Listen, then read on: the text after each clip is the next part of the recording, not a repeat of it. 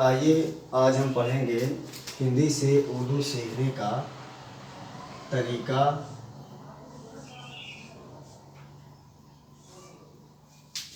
भाग 4।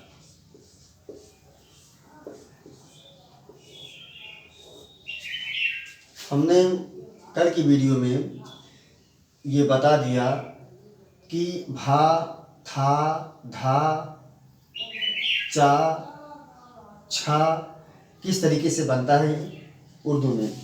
अब जैसे हमने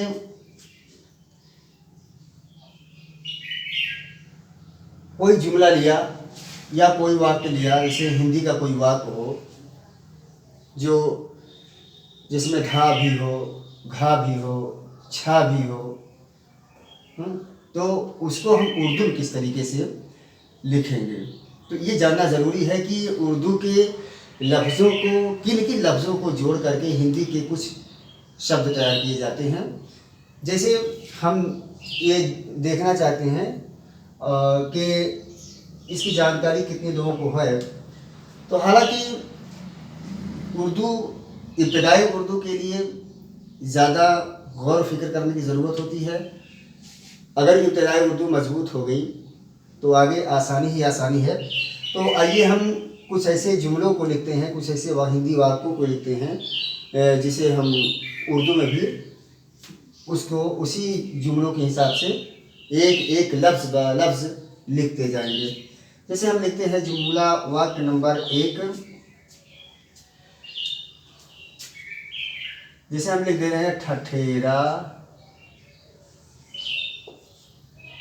ठठेरा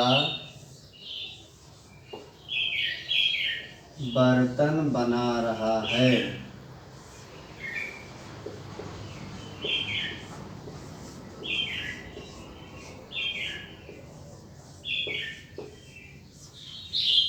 ठठेरा बर्तन बना रहा है। अब इसमें सबसे पहला शब्द जो आया है ये है ठठेरा, ये है बर्तन, ये बना रहा है। तो हम सबसे पहले इनको अलग अलग करके लिखेंगे। चलो हम लिखते हैं ठा प्लस ठा प्लस एक मात्रा प्लस रा प्लस आक मात्रा, ये हो गया ठठेरा। अब आइए बर्तन पर। बा प्लस रा प्लस ता प्लस ना, हो गया बर्तन। बना रहा है, बना बा प्लस ना प्लस आक मात्रा, रहा रा प्लस हा प्लस आक मात्रा, है। इसके बाद है,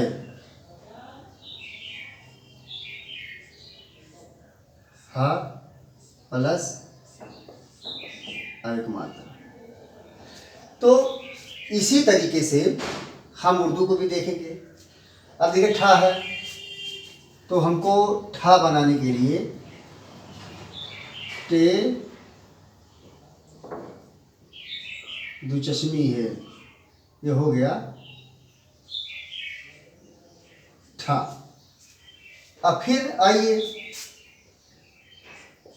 फिर टे दो चश्मी है, ठा एक मात्रा है, ये आधा ए, और फिर प्लस रे प्लस अल। मैं हिंदी के तरीके में लिख रहा हूं, जबकि उर्दू में इस तरीके से होगा ठा, फिर ठा, फिर ये, फिर रे, फिर अलिफ। अब इसको हम मिला के लिखेंगे कैसे। चलिए हम लिखते हैं ठा, फिर ठा, ये ठठे रा हो गया ठठेरा। तो बात समझ में आई। ये तुम्हारा एक शब्द जो है जिस तरीके हिंदी में है उसी तरीके से मैं देखिए हिंदी के तरीके पे मैं देखिए ये हो गया ठा, ये हो गया ठा, ये एक मात्रा, और ये हो गया रा, और ये हो गया अलिफ की आ का मात्रा। ठीक है, तो ये बात पूरी तरह समझ में आई नहीं होगी। अब आइए बर्तन।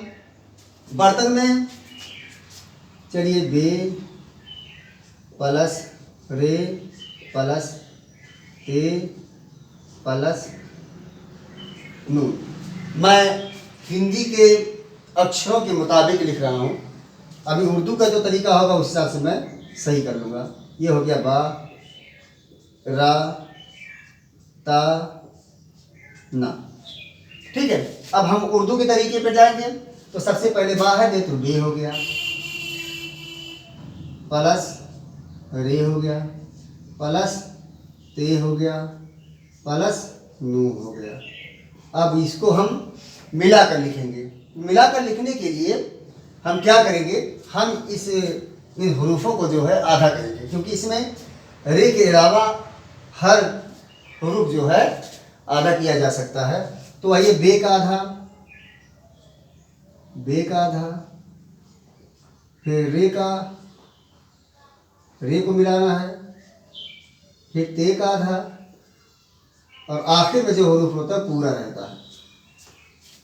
चलो हम आगे देखते हैं, इसको मिलाएंगे हम। बे का आधा उसमें रे मिला देते हैं, बर,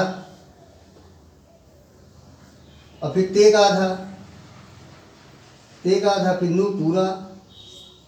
ये हो गया बर्तन।